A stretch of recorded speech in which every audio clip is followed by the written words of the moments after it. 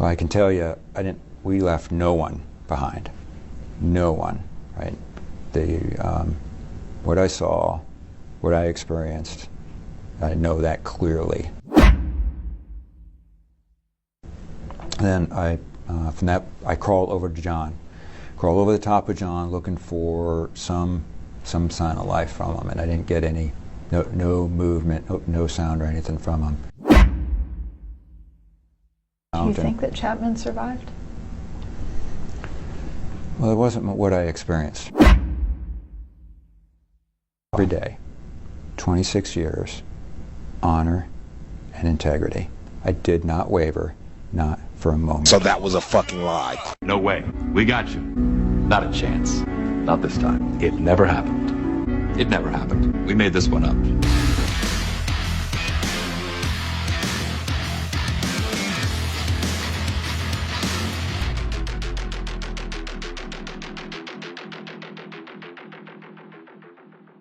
Welcome back to the channel, everybody, and we have a spicy one for you today. With me today is going to be Rob Harrison, Chief Master Sergeant with Airforce, AC-130 pilot, and the first eyewitness to the actions on of Tucker Gar with John Chapman and everything that's happened that I think I've seen come forward. So thank you very much for joining us today, Rob. If you want to give the channel a little bit of introduction about yourself, your background, before we jump into the episode, that'd be great. Absolutely, Nate. Thanks for having me. I got to make one quick point of order. I am not a pilot.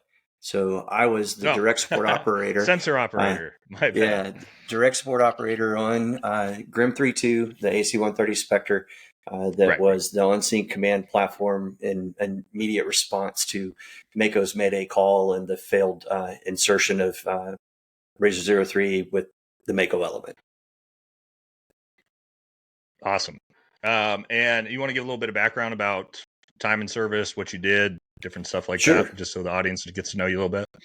Absolutely. So I retired just shy of 26 years. I was a airborne crypto linguist. I was essentially a threat warning package that was on board the aircraft, and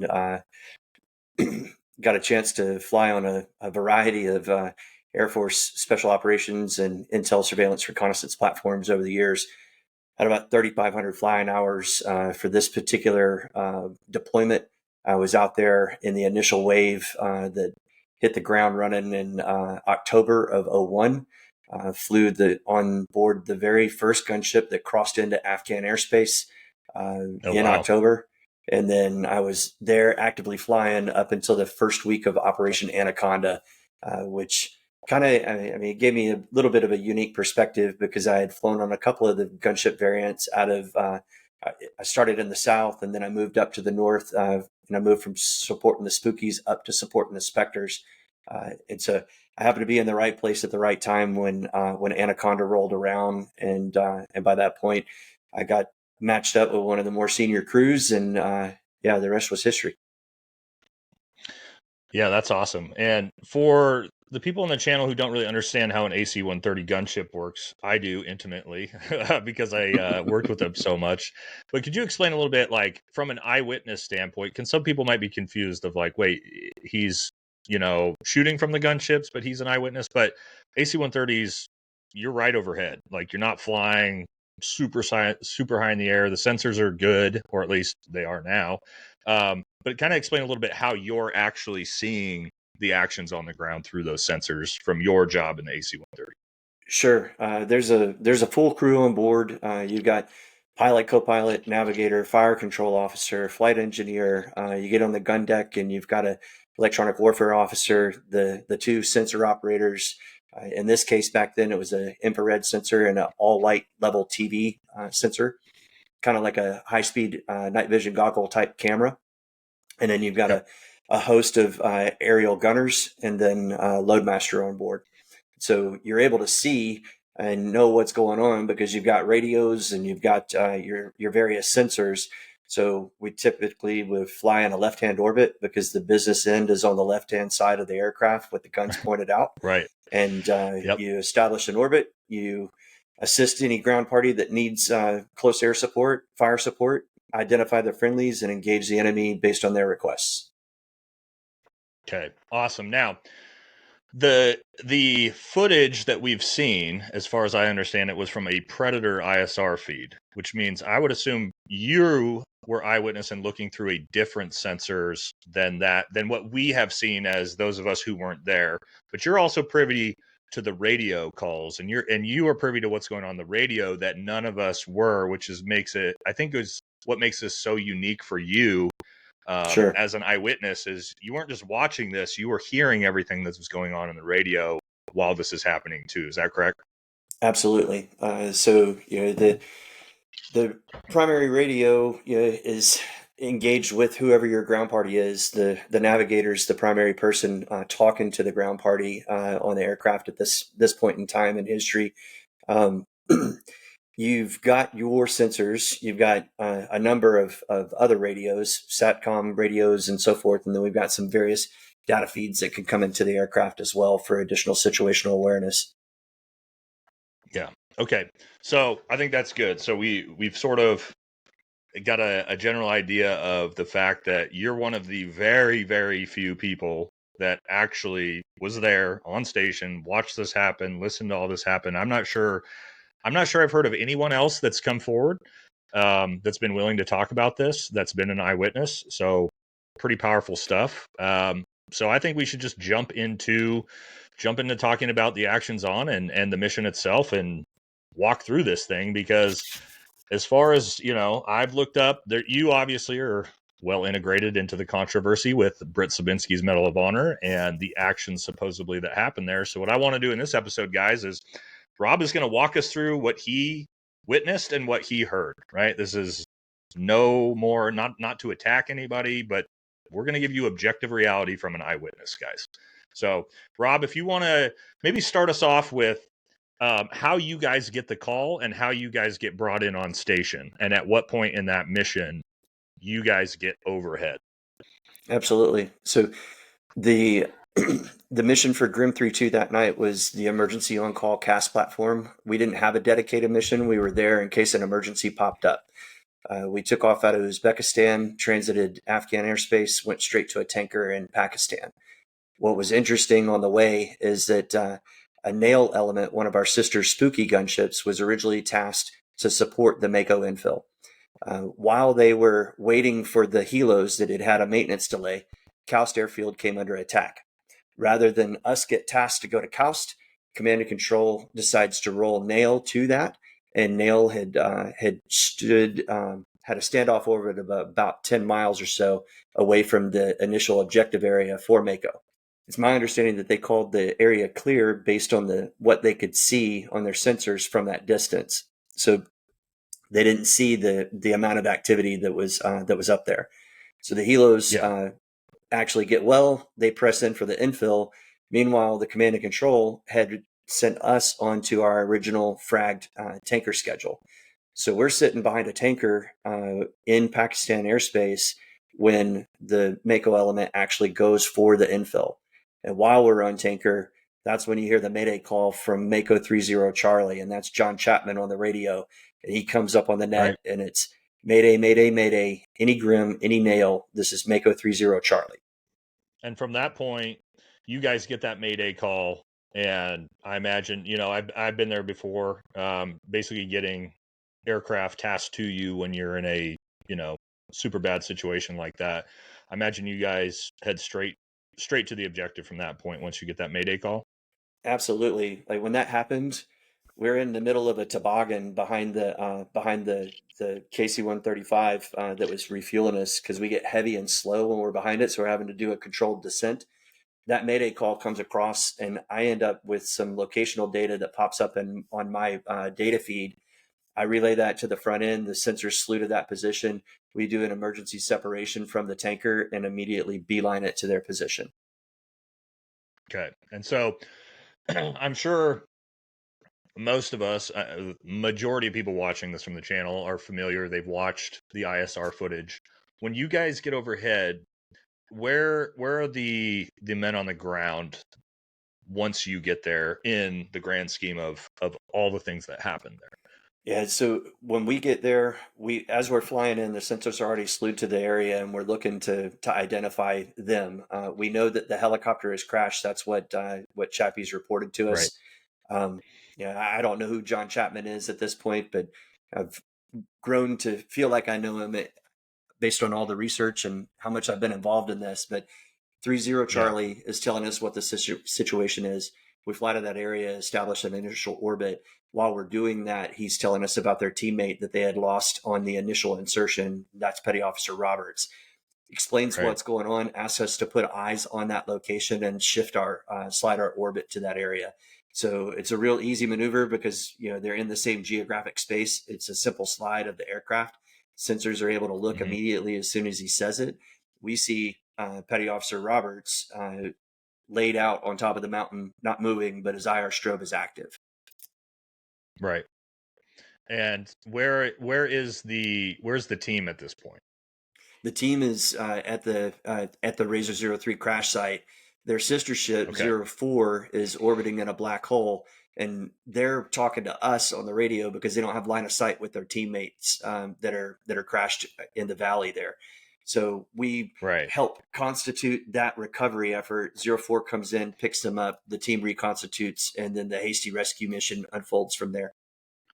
So that's a good point there. So you guys are there for the whole thing. From as we've seen it from the ISR footage from the drone, they get dropped off. Everybody jumps out of the aircraft right below Bunker 1.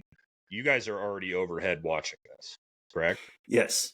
Yeah. So there's additional footage as the things that get released in this case are the cut down portions of the footage. So you're only seeing from the moment that the action kicks off, if you will.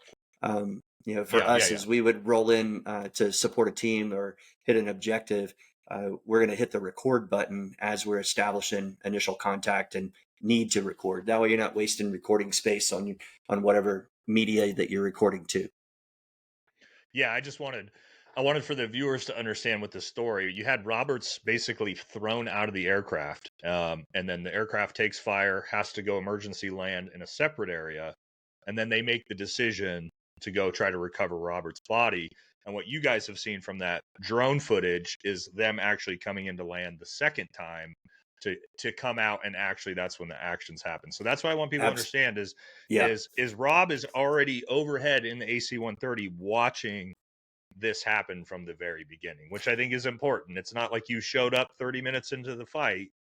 You guys are already watching this. No, we showed up, as immediately as possible to when they crashed and that mayday call happened. It's probably about a 15, 20-minute flight time.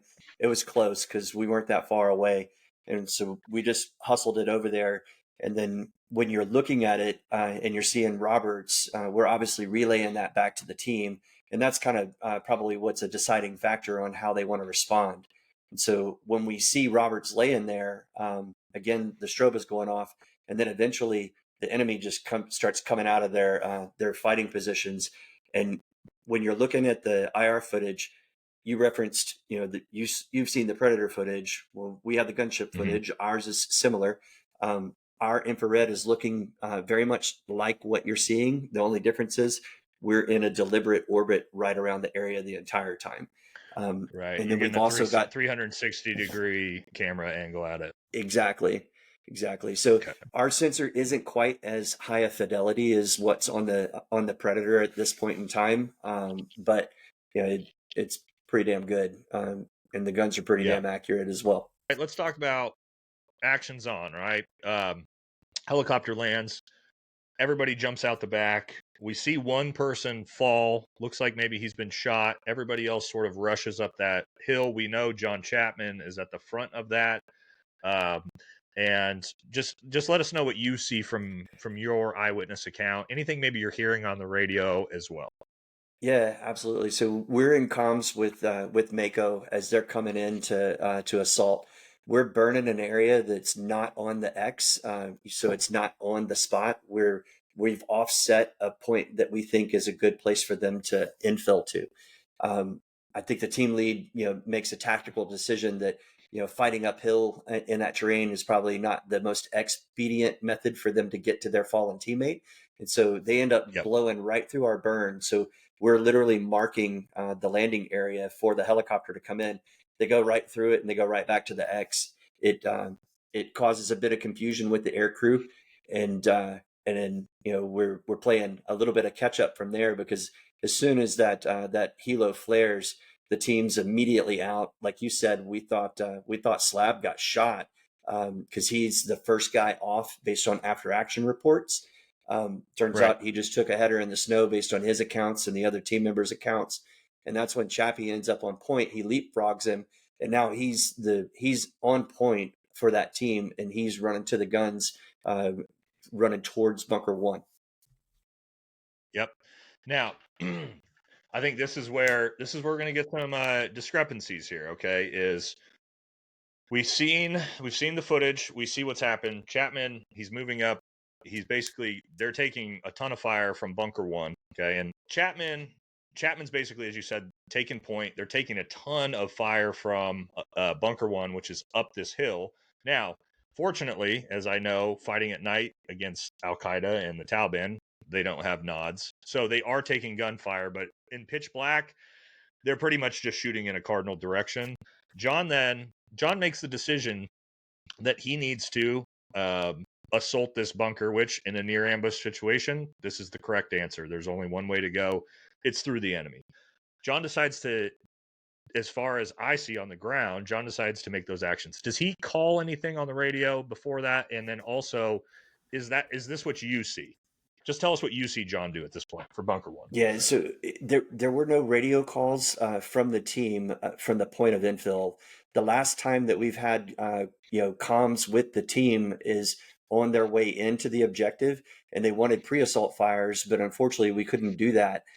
We didn't know the status of Roberts. We thought that he was a survivor. Yeah. We didn't want to shoot right on top of his position. And then there was a fratricide event the night before that tightened up all the ROEs, the rules of engagement. So you had to have a tighter control to release fires. So we did not put down pre-assault fires. For your point, when Chappie is on point running towards bunker 1, they're being engaged from 3 different directions. The team kind of sort of fans out, but you never see the wedge per se. Chappie's running up the mountain towards bunker 1, and eventually Slab, he follows him, but he's kind of in line behind him. So it's not necessarily a true separation that you would normally expect to see if you were trying to direct fires towards the same exact target. In this case, being bunker 1. So ultimately, Slab gets close, but if I had to estimate based on the images that I saw, probably no more than about 15 feet or so behind Chappie. And eventually Chappie's the one who runs up to bunker 1 and literally eliminates it. Now, when he's done that, he's moved off to the left of the opening as he's facing that bunker. And so I would imagine that Slab is directing fire at the same bunker at that point. But Chappie's the one who goes up and eliminates that threat. Perfect. Great point. This is very, very important. This is when we're going to get into discrepancies. This is an eyewitness. Rob watched this happen with his own eyes. I'm going to read off Britt Slabinski's Medal of Honor citation from this current point of what happens according to Slabinski and what he was cited for. All right, guys, this is very, very important. I'm going to read you directly off of Britt Slabinski's Medal of Honor citation itself. He said this multiple times. These are his actions that he did. We're going to juxtapose those with Rob's literal eyewitness account of what happened.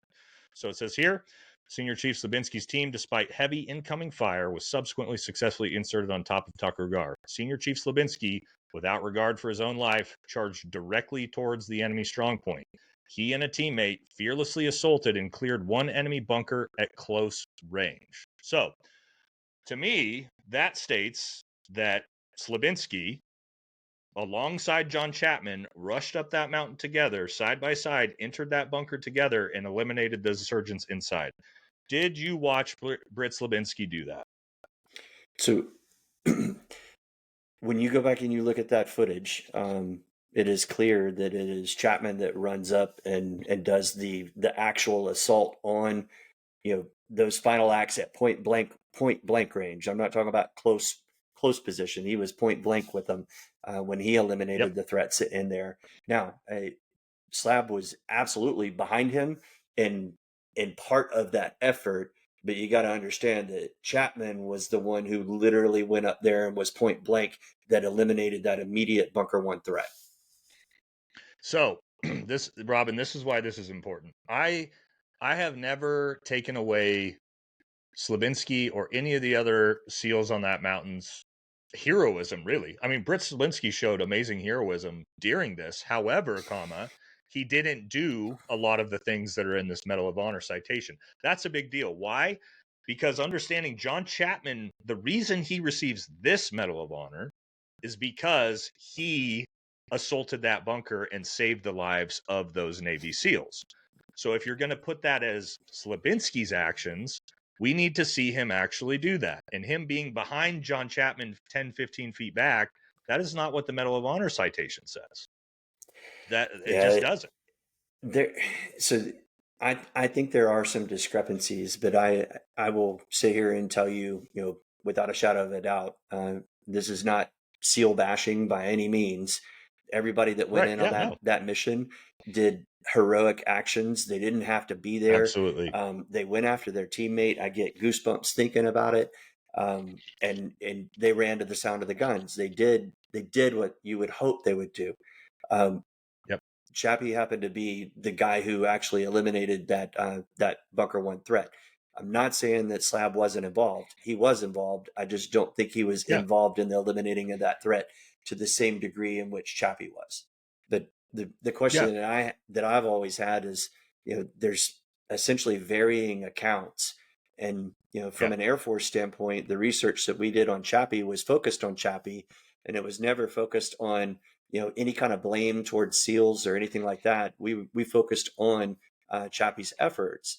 But then when you have, the dual Medal of Honor aspect come up, like, hey, that's awesome. But hey, I've never seen, I wasn't on those boards. I have never seen that full justification package, but I know the level in which the Air Force went through in order to make sure that we were airtight and rock solid.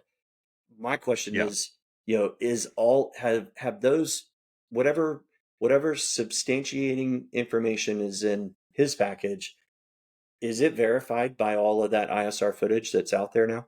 Again, my biggest thing is what I wanted to confirm as an eyewitness. Did you watch Slabinski enter that bunker with John Chapman and eliminate the people inside that bunker? As far as the initial elimination of the threat, it was Chapman, and it's clearly evident on the video. Yeah, and I think up to this point, this is where you can sort of justify sort of Slab's actions. There's some heroic stuff, all the teams. But as we move forward, we're going to talk a little bit about some big mistakes that are made, and that also is going to implicate on whether someone should win a Medal of Honor when we talk about leaving comrades behind. So that's a big deal as well. One point for clarification for your audience, that initial assault on bunker one, if I'm not mistaken, that is the primary basis of the awards of their respective service crosses. Because remember, Britt was awarded the Navy Cross and Chappie was awarded the Air Force Cross initially. But back then we didn't have all of the footage. That stuff got locked away into some sort of historical archive, and we didn't have everything. They just went off of those immediate witness accounts. And the team fully credited Chappie with saving them with the elimination of that threat. That team never signed their statements, and we actually tried to use those statements in Chappie's Medal of Honor upgrade, and they refused to go back and sign them. So the Navy SEALs who gave eyewitness account statements on behalf of John Chapman's actions that day for his service cross didn't sign their witness statements. That is correct. And then when you went back and needed them for his upgrade, they refused to sign their witness statements. Yes. Yeah, and that's where really, like I know, this is where the controversy starts from about now going forward, right? From this point in the mission going forward. A lot of heroism from everybody. But now we got to talk about when things go awry. Okay, so we've cleared bunker one. And obviously now that's not the end of it, right? They've got to continue moving up the hill, tried to engage Bunker 2, which at this point is when John Chapman is hit, and the SEALs have moved up to sort of assist him now. They're near Robert's body, right? If you could maybe talk about what you've seen here from Bunker 1's cleared, and we're moving to Bunker 2. They there's almost a merge of Slab and Chappie at this point, because the first big threat was Bunker 1, and then the biggest threat up there was what we call Bunker 2, and it was the higher position. It's the one with the PKM. It's slightly elevated.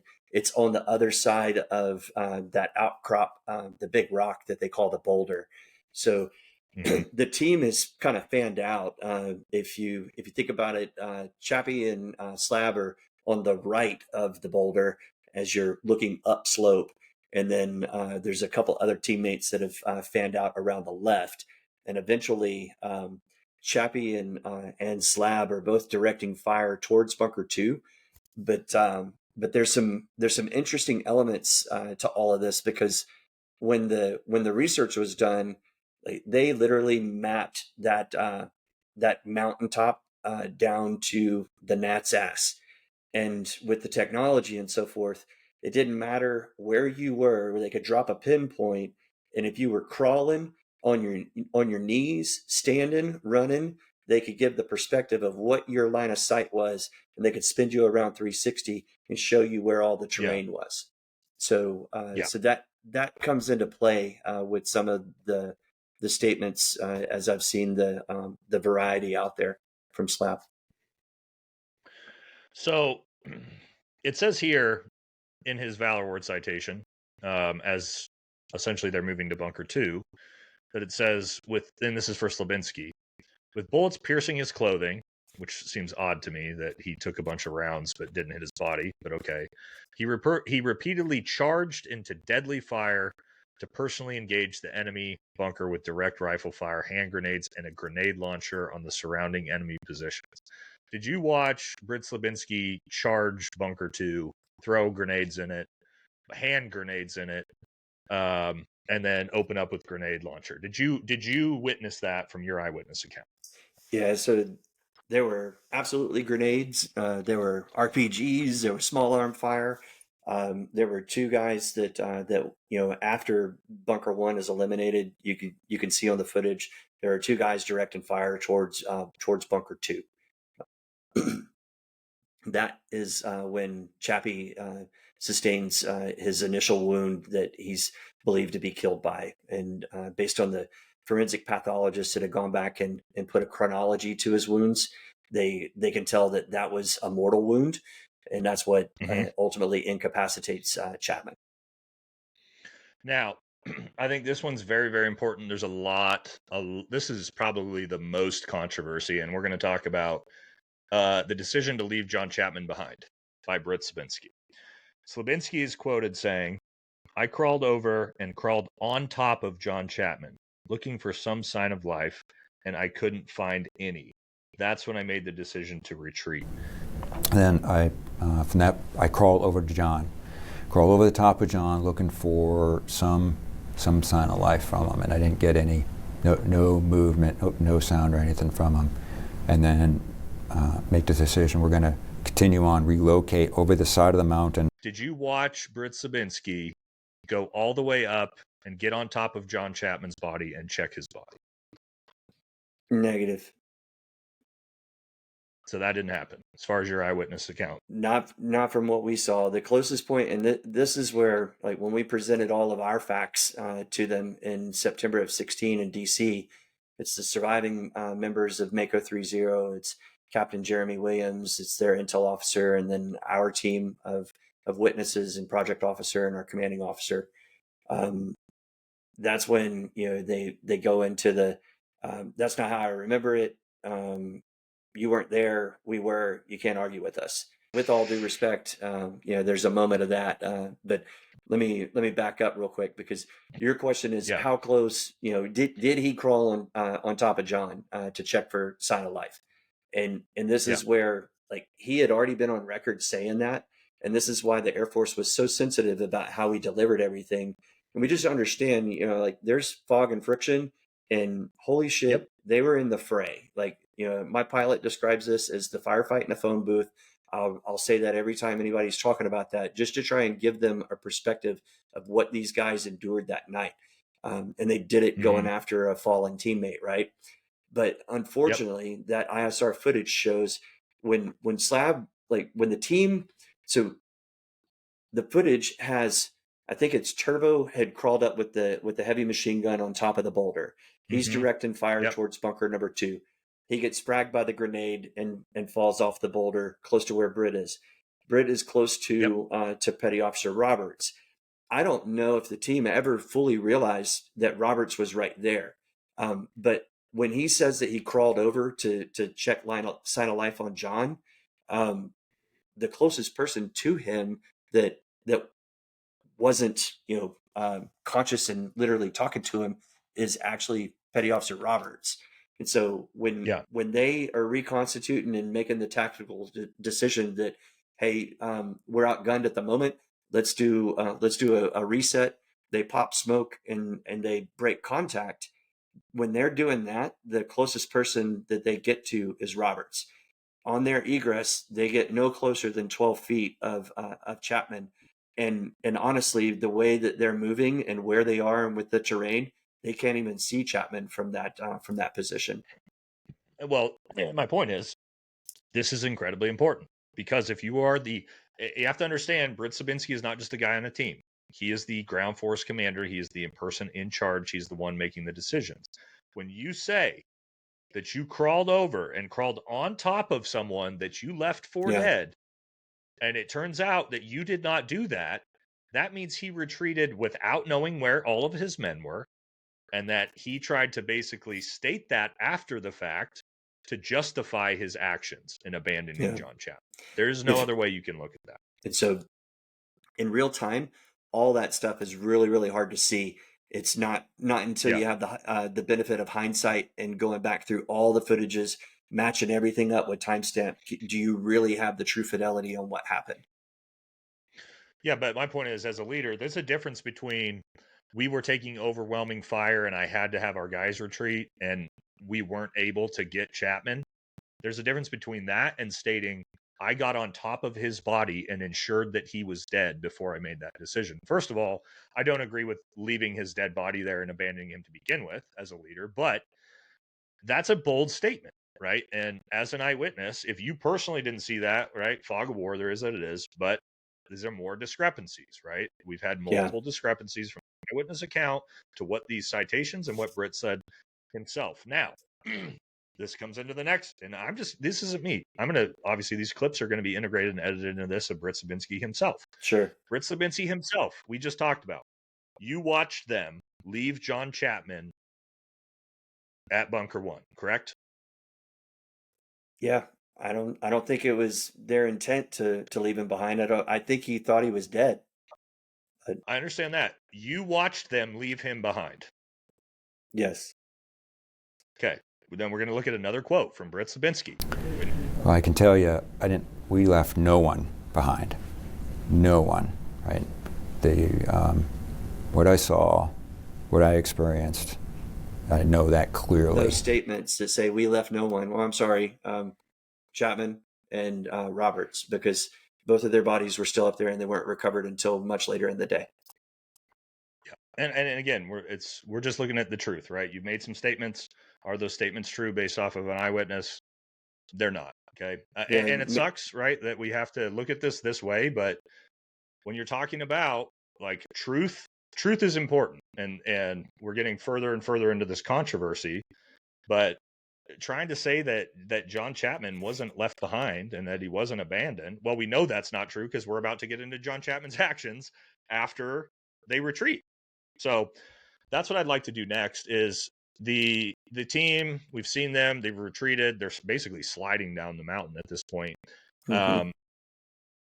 At what point do you, because you're still overhead, I imagine you guys are still, at this point, you guys are engaging the mountaintop, right?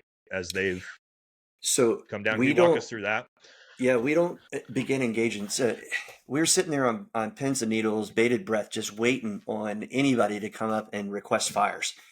So like the air crew is just sitting there ready. We already know where the enemy is and we're ready to shoot. nobody establishes comms from the ground party. We were trying, but there's that fine line from a gunship support standpoint where you see a team and you know that they're actively engaged. You don't want to distract them from the immediate threat that they've got to deal with. So we're waiting on them to come up. But initially, the call for the attempted radio comm establishment, like, it's unsuccessful. And it's not until Mako 30 breaks that initial contact, and that's when you hear Slab come up on the radio. And Slab calls for fire. Is that correct? Yeah, the initial radio call, under the circumstances, which I can absolutely totally understand, it was not your standard 9-line. All right. I've been there. I know how that goes. He's like, we are no longer on top of the mountain. We've got troops down. I've got possible KIA. I need fire on tops now. So interesting. He says, Britt Sabinski's words over the radar, I have possible KIA. Yeah. And from an aircrew perspective, we think he's actually talking about Petty Officer Roberts. He confirmed that he got on top of John Chapman, and he confirmed that he was dead. Then he gets to the bottom of the mountain, and all of a sudden he's not so sure about that. Yeah, so they're still relatively close to the initial engagement. They've just put enough terrain between them and the enemy so they can't see each other visually. Without the footage and actually pinpoint measuring, I can't tell you exactly how far away they were at this point, but they're in the immediate area. They can hear the sound of the guns and so on. You guys engaged. Are you engaging bunker 2? Where are you? Are you dropping 105 rounds? What are you engaging with? As soon as that call for fire comes, we immediately try to put rounds out, and we go to gun 5. Gun 5 on the Spectre is a 40 millimeter Bofors cannon. Since we know that there's personnel up there, we're not trying to use the big gun right away. Well, there's a gun malfunction. Murphy pops his head up yet again in this mission. And so we have to switch over to gun 6. Gun 6 is loaded with procs. Well, the gunners have to do a quick change. They pull the procs round out, load it with PD, and then we engage as fast as we can with gun 6. By this time, like, dealing with the malfunction and so forth, almost half an orbit has gone by the time we start to fire. Well, we start engaging all those known fighter positions. Our rounds are initially impacting close to bunker 1. While we're doing that, you understand how a gunship works, but for the audience, you'll have one sensor that's primary firing the weapons, and you'll have another sensor that's primary on identifying the friendlies. And so these guys are basically just operating this beautiful symphony of fire, fire's delivery. It's the IR is primary at this point, so he's got that heat-based image, and he's engaging the known enemy positions. The TV is looking at the friendlies and can see their IR strobe, and he's checking back and forth because he can auto slew to the other sensor wherever the other sensor is shooting and engaging. So he's moving back and forth and keeping tabs on everything best he can. In the middle of the IR shooting, Chris, the TV sensor operator, says, "Hey, Foco, I got another strobe up here," and immediately, like, all of a sudden, what we're seeing doesn't match what we just heard on the radio.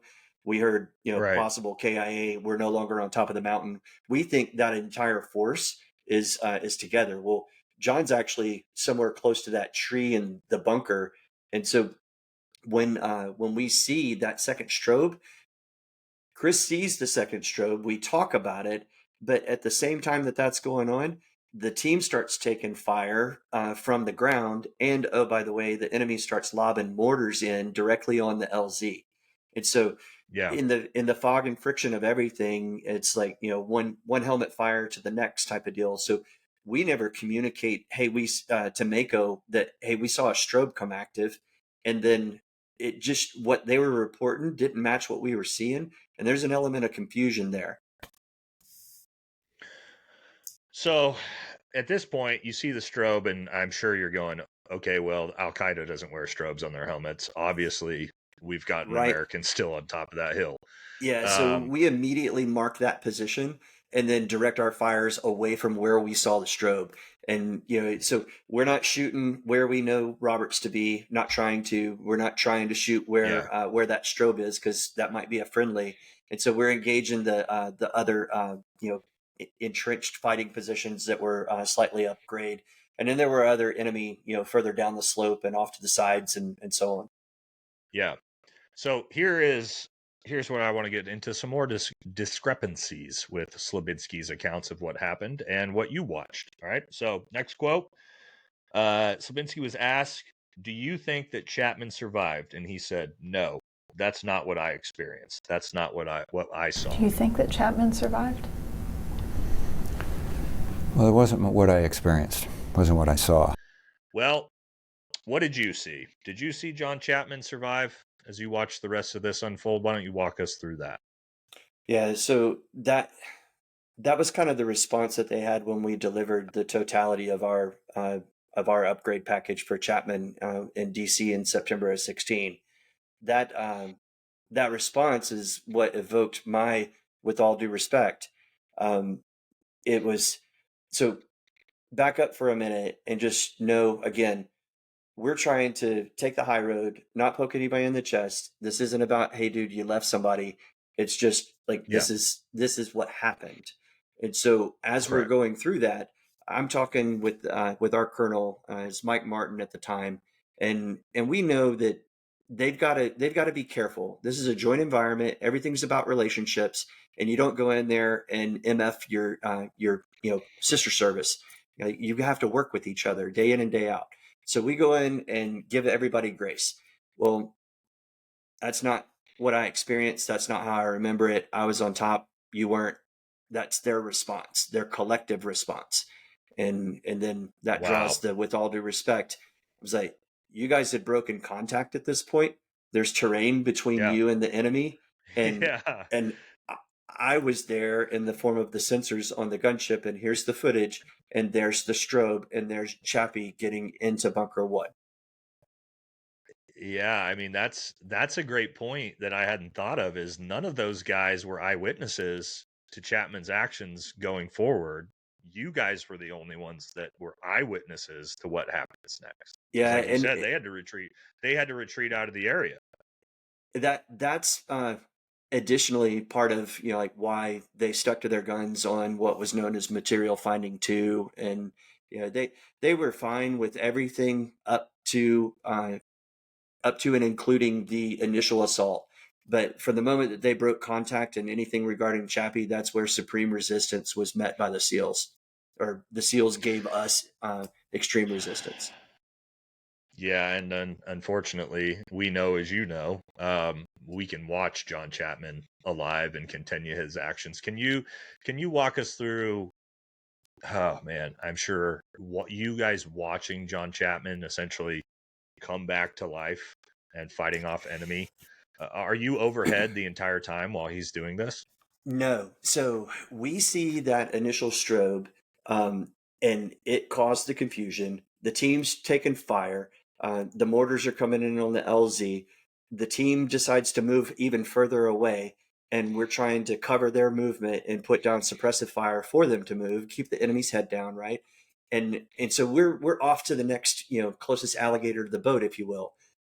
But meanwhile, we've marked that position, and then when we finally leave station, you have to know that, like, gunships weren't supposed to fly during the daylight in Afghanistan. Yeah. Our crew, my pilot got, he calls it the most professional ass chewing of his career when we landed that night, because we had shut off the radio of our higher headquarters because they kept telling us to come home. And we as a crew had made the decision, and we were educated afterwards that we made the wrong decision, but we did not want to leave. We didn't want to leave anybody.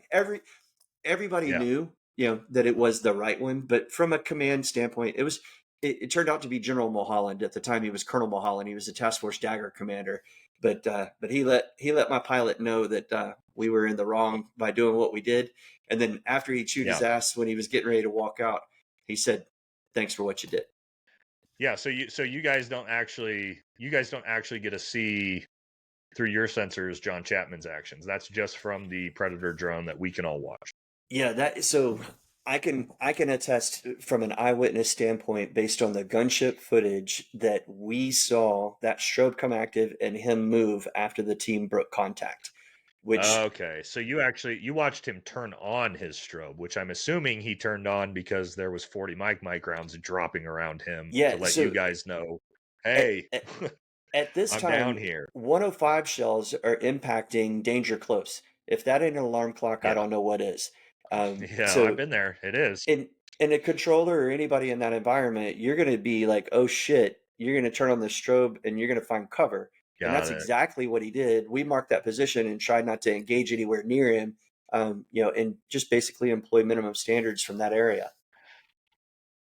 Yeah, so what I think would be interesting now, obviously, we've walked through obviously massive discrepancies between Slabinski's story and your eyewitness account, and also, guys, we as just viewers of that footage, we can corroborate that as well, right? Because it's like, oh, I can watch it with my own eyes too. But I think it's interesting having someone who was there on the radio, listening to this, actually seeing it happen, can confirm that, again, like, John was not dead. We know that. He continued to fight for another hour and 20 minutes. Now, a little bit what I want to talk about is, because you were actually pretty involved in getting John Chapman's Medal of Honor upgraded. Is that correct? Yeah, I got brought into the team. The lion's share of the research had been conducted by the time I found my way involved into this. So a mentor chief of mine had done a lot of the initial research. You got a handful of imagery analysts that have been working on this. It had left the Air Force and gone to other national agencies for analysis. You had the forensic pathologist who had already looked at everything, and he had medical access to the records, and the original doctor conferred, did all of the essentially a chronological time of events for the injuries that he incurred. And then you had Jay Hill, who had heard him come up on the radio after our gunship had departed, and then me and Chris, who were there to corroborate the sensor footage. And there's a number of other witnesses, but people had moved on and weren't necessarily in close proximity. And then it gets to a point of, how many eyewitnesses do you need? Right. Well, apparently a lot for this one, since there was so many sort of I want to get into like the cover up, right? And you hinted a little bit at this a little bit earlier when you talked about when it came time to upgrade Chapman's Medal of Honor, and then you went back to, hey, here's the eyewitness statements, and all of a sudden the SEALs are refusing to sign those. What kind of, from you as someone who is involved in this, most of us, this story, we're getting it second, third, fourth hand, but you as someone who's actually involved in this process, can you walk us through some of the things you saw Naval Special Warfare do to try to stop John Chapman from getting this Medal of Honor? Yeah, so the first thing that I saw that makes you wonder is, when we're breaking contact from the initial meeting in September of 2016, J-Dub, you'll hear Jeremy Williams, Jay Williams, J-Dub, all the same person, right? Captain Williams looks over at Slab and says, maybe we should look at upgrading yours. And that's at the end of our meeting. All right, so fast forward. We're trying to information share, work with everybody, take the high road. We've got nothing to hide, period, dot. One odd thing that happened was, like, we were trying to be transparent and share information and so on, but DevGroup went as far as to unscrupulously obtain every byte of data that the Air Force had on the Chapman Medal of Honor upgrade. And that's as far as I'll go in describing that. But the crazy part was, like, we didn't have anything to hide. We were willing to share everything. But these guys, like, they went as far as to make sure that they had all of our data. Yeah. And so they get all your data. You have things like, they're obviously refusing to sign witness statements, things like that. How do you actually eventually get it across the goal line and actually get Chapman's Medal of Honor upgraded? It goes through a series of Valor review boards, medal review boards, and that sort of stuff. And so what is also odd is that I've got email trails that come from their intel guy at the time. It was Commander Hartwell. Hartwell, in his emails, states that he was tasked to research the Air Force's research. And so what that means is that he was tasked to produce the counter narrative that the SEALs went with. And every time we went into a Valor review board, when Hartwell spoke up, it was out in left field. It was their version of events. And suffice it to say, it was not accurate. There was a point where we were in the SOCOM Valor board, and I had, research team members that were in the room that were all scratching their head when Hartwell spoke. And then Hartwell went into this diatribe about some intel that I knew didn't exist because it was exactly what my specialty was on the aircraft. And so I said, point of order, do you have evidence of that? Do you have recordings, anything saved?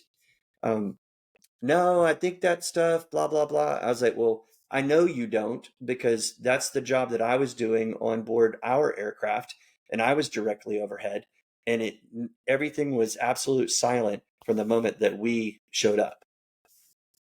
Wow. So he didn't like that. And there were people on the board. I had to telecom in, so I couldn't be present in Tampa just based on TDY schedules and so forth. But I knew people that were sitting around the table, and people around the table knew who I was. I had just been in class with some of them down in Tampa, going through a school. Some of them were my instructors. Some of them were my peers. Needless to say, I had credibility with the people in that room, and they knew that I was coming from a place of truth. At this point, how does like the decision get made? Because I know kind of the corruption story of, basically the naval special warfare in back rooms, basically certain individuals throwing massive tantrums, but finally it's like, okay, well, we'll only agree to this if Britt Sabinski is awarded the Medal of Honor, and he has to receive it first. That's the piece. Do you know any truth to that? That's the piece that I cannot attest to. I'm confident that there are people, whether they're still active or retired, that were in high-ranking positions, could corroborate that. The question is, who's comfortable with speaking out on it? What I do know is that they delayed and they subverted, and Hartwell was tasked.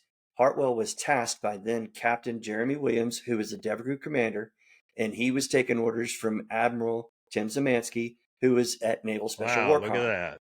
And so the usual suspects. It is absolutely the usual suspects. And then back all the way up and remember who was where when Roberts Ridge went down. Know that the Mako element was never part of the initial plan. They forced themselves into this mission, not Slab and the team, but that leadership, Zemansky. And then, oh, by the way, then Lieutenant Jay Williams is present at Bagram when all that goes down as well. I don't know exactly what his role is. There's some books out there that recount a lot of that stuff. But anyway, those guys are involved. And then fast forward, now Zemansky's a 3-star admiral at Naval Special Warfare Command. And then, J-Dub is sitting at DevGru. And like this dude, and he's got some crazy street cred in the soft community. But what I will tell you is he's got some very toxic street cred as far as this guy is concerned, because I know what they did to make sure that they had every bit of data that we had, and we were willing to share it with them the whole damn time. And so their level of response and how they did it and how they went to control the narrative and make sure that, God forbid a combat controller, Air Force Special Tactics be the hero of the day up there on that mountain. Like, that just can't happen, not when it's a SEAL team. So, and this is great because you weren't just an eyewitness to the actions. You were an eyewitness sitting in rooms watching Naval Special Warfare or members of it that had been tasked. You watched them try to stop this from happening. Yeah, dude. So when Jay Hill reported his evidence on after the gunship left, Jay was on a radio on an adjacent mountaintop, and Jay knows Chappie. Jay heard Chappie's voice. Jay heard Chappie use Mako 30 Charlie on the radio. When we told them that, every one of them said, I used 30 Charlie, and they all turned and looked at each other, and they're like, yeah, I'm pretty sure I used it too. You used that suffix later in the day, didn't you? And like, it was everything that we could do to keep a fucking poker face. And like, what the hell? Are you kidding me? Like, that's your response? Wow.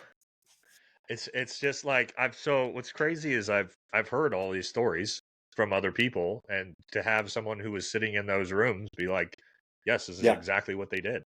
They literally subverted, they resisted, they tried to undermine, all to save face. It was all for who was in charge, the ground force commander, Britt Slabinski, who was in charge of the overall operation, Samansky, all the same people.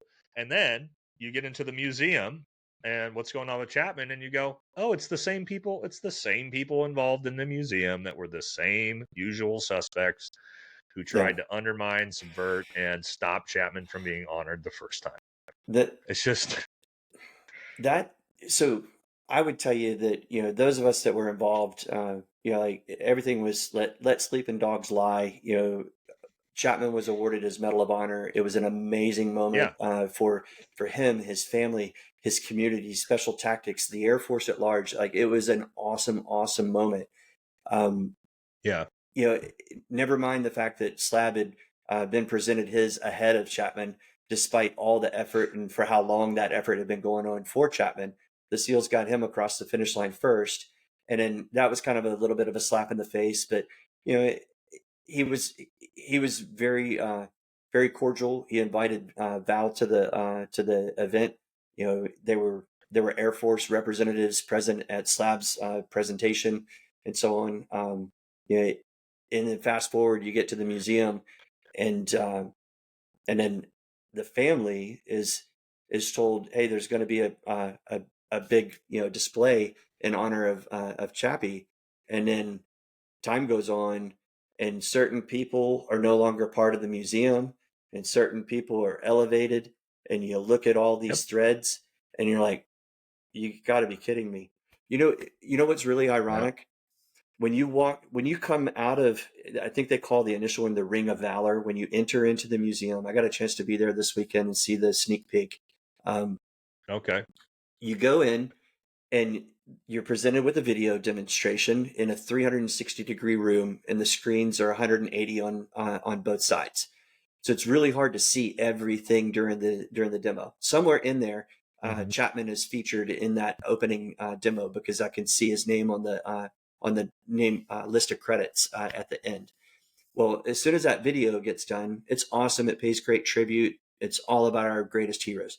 You dump right out, in the area that you walk into, you are met by Audie Murphy, Roy Benevidez, and Britt Slabinski. No way. I'm not kidding. That's the way I'm not kidding. As soon as you exit that room, the way you kind of enter that room, you have a choice to either go left or right. And he's in the first friggin' 50 feet of that room. And that table is glorious. Like, it's beautiful. It's an awesome tribute. But when you look at it, nowhere does it mention John Chapman being anywhere part of that battle. The closest thing that it has to John being tied to it is there's a quote that says, I wear this medal for the following 7, and he names those guys by first name only. And it's attributed to Britt, and that's very honorable. And I get that, and I can't imagine the weight that medal weighs on him as a person. But to see I don't know, man. I'm gonna, Rob, I gotta push back on you. I don't think that. I think he is such a fucking narcissist. There's no way I've asked 100 different SOF operators if they would have done the same thing with this museum as he let happen. He's on the board of directors. You cannot tell me that he didn't have an executive ability to be like, you are not going to premiere me next to Audie Murphy and then slap Chapman in the face. There's no way you can't tell me as a director on the board that he wouldn't be able to say that. So no, I don't give this guy nearly, not And I'm not talking about his actions that day. Yep. I think his actions were incredibly heroic. I think he fucked up as a leader. Fog war is a real thing. He should have owned it from the start. That was on me. I left John behind. I shouldn't have done that. And even if you're going to accept that Medal of Honor, you make it all about John. Everything's Yep. about John with your award. That is what a true soft veteran, a true war hero, all of us, you included, me included, everybody I've ever talked to would have done. But that's not what he did, and that's not what Yeah. he's continued to do. So I don't have any time or sympathy for Britt Sabinski, not because of his actions on that mountain, but because of his actions since. Yeah. Me personally. I think it's a fair assessment. I just like I don't know the guy personally. I agree with what you just said.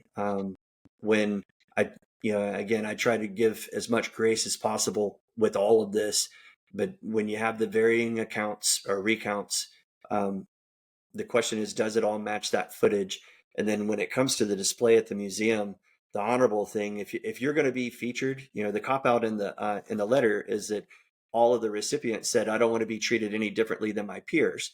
And so I can respect that. They make their point. But when you know that like you're the surviving member and then Yep. Chapman didn't survive, and Chapman, like, let's be flat out honest about the facts. The level of valor displayed by Chapman and well documented in his package and in his citation exceeds the level of valor in which Britt Slabinski was awarded his Medal of Honor for. I don't think that anybody Yes. can argue that. And I'm No. not saying that Slab shouldn't have been awarded the Medal of Honor. I'm saying that there are questions about all the different recounts, and there's a reason why Navy pushed back on what Air Force was doing. And there's a reason why the subversion and the delay and the story change and the not signing the statements and the stealing of data, even though we were trying to give them all of it. Yeah. Like, it was That's underhanded. And what concerns me is the level in which these guys sit at the top of these various significant boards for these nonprofits. Yep. It's significant. And part of this is a point that I would say some of their rise to these boards is a natural evolution from one generation of warfighters, say Vietnam, and then to GWAT and Gulf War, that sort of thing. So some of that is natural, but I think some of it is deliberate. And I know that there's a handful of older folks associated with these communities that are like, the tides are changing, and like this is weird. Rob, I'll tell you this. I mean, being a retired Green Beret, was in SOF for a long time. And being in the content creator, I know not everybody, but a lot of people. And I can tell you the amount of SEALs, including Devers, that I have talked to that have given me information on this, but are not willing to say so publicly. All of them had the exact same reason for why. And they say, you do not understand these people in power positions and what they will do. They will try to destroy my life. They will try to destroy my family.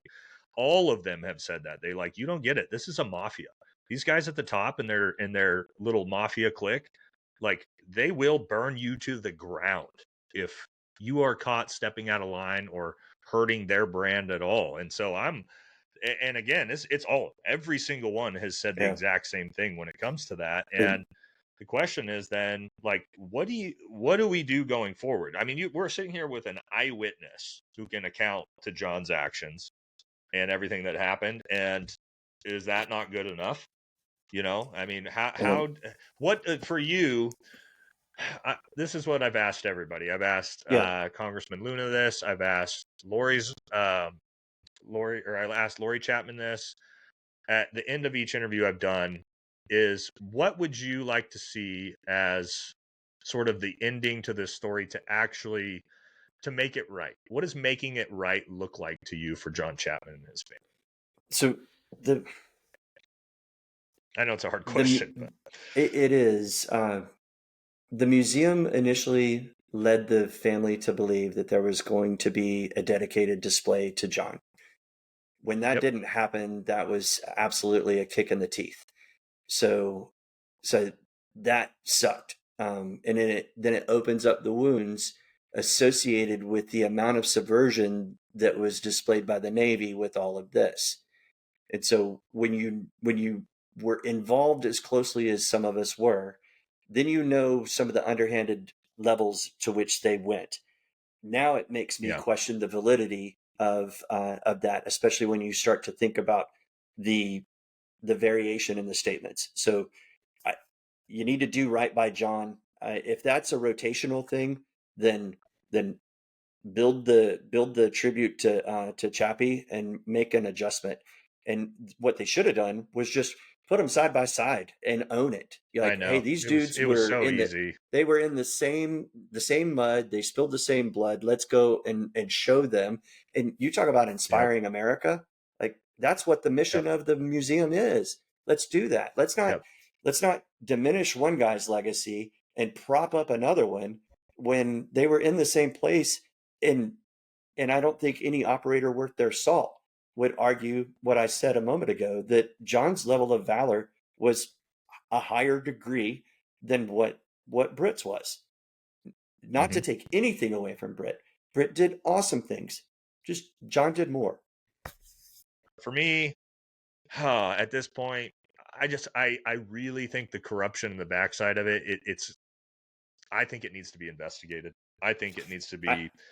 I don't know if you strip Slabinski's Medal of Honor. I don't know if we go that far, because for me, while his Medal of Honor, the actions in it aren't all correct. I don't believe that. However, that situation, and there's a lot of valor behind Slabinski's actions for sure, but there's sure, such absolutely. huge mistakes and lies and cover-ups and frauds to go with it that you cannot give him the Medal of Honor. There's too many Hey, negatives that go alongside that. if they would, give it an honest look with an unbiased board, and if the stuff matches the footages that are out there, like all of it, and I mean give him an absolute fair shake, and in Yeah. anything up to tie goes to the runner type of deal, like leave it be. Like Hmm. I can't imagine what he lives with, with the burden of carrying such a high award and all that comes along with it. But just like Yeah. the way this has gone, and then go calm silent and hide behind oh, I don't want to be treated any different. Well, obviously you were, and you had an Yeah. opportunity, and somehow or another those people aren't at the museum anymore, but y'all are. Yeah, and supposedly I've heard that they're planning on making him the president of the board of the museum. So that's nice. We'll see Yeah, if that that turns out to be true or not. well, But between it's got to make that you and wonder. voted in at a number of other places, and a board member on another others. Yeah, it's worth a look, and I would say like see who's moved into these positions, see who has been forced out, and then Yeah. remind yourself of what nonprofits do. Nonprofits raise money for causes, and this is an amazing cause. But Yeah. that also means there's an amazing cash flow. Um, yeah, Yeah. Yeah. Yeah. I I don't know, but I hope to at least shine a spotlight on this situation, that someone can take the liberty of doing a little bit of a deep dive on this and follow it, because I've got that concern, and then I've got the concern of that admiral is still serving, and he's on path for his next promotion and his next post, and I'm Yep. concerned of where he will end up and what that could mean for some of the people that are still in the fray, that were deeply Correct. involved in this effort. I think that's extremely important because, like I said, all of the guys, all the SEALs who don't want to come forward, well, that's why. And you got to imagine, like, you're not going to get any truth out of these guys when they know this guy's sitting at the top of JSOC or SOCOM, Yeah, right? It's like this dude could burn me alive. He could ruin my career. He's going to immediately torch my career. And, I it mean, the rumors are how, that he was either the on the short list for command at JSOC, or he's inbound to J3 at SOCOM, and either one of those that's crazy. are what you would consider a kingmaker position. They're very powerful, and boy, does he have some some significant events, milestones in his career. He was in some very important places in some very historic times for our nation, but Yeah. I have witnessed the toxicity, and I don't know how a man of that, how can anyone move to that level of joint leadership and command the respect of the joint community, knowing full well what you did to a sister service? Yeah. I mean, it's it's almost like one of those corruption can of worms that you're like, where do we even start? Who can you even get to high enough besides the president? And he's so busy. Like, is he going to take, no knock, but it's like, does he have the time to investigate this? And then you're like, oh, well, have SOCOM investigate it. And it's like, yeah, well, the dude's literally you know what I mean? Like, he's Yeah, literally the JSOC commander. Like, he's the guy investigating himself. Okay. Yeah. I'm sure that's going to go a long way.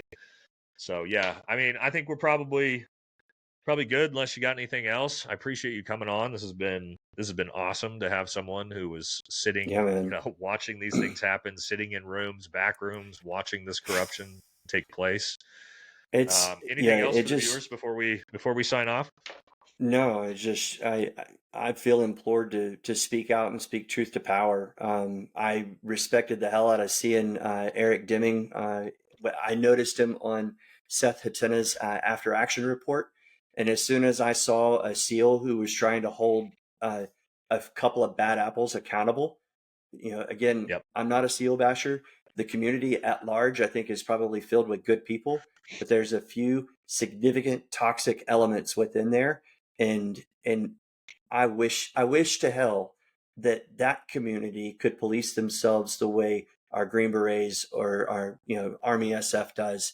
You, I like to think the Air Yeah. Force does the same, but hold each other accountable and hold the line, because that's where your true credibility comes from. And right now, I think it erodes their Yeah. trust and it diminishes their own brand. But all right, Rob, I appreciate you coming on. It's been awesome. This has been a great one.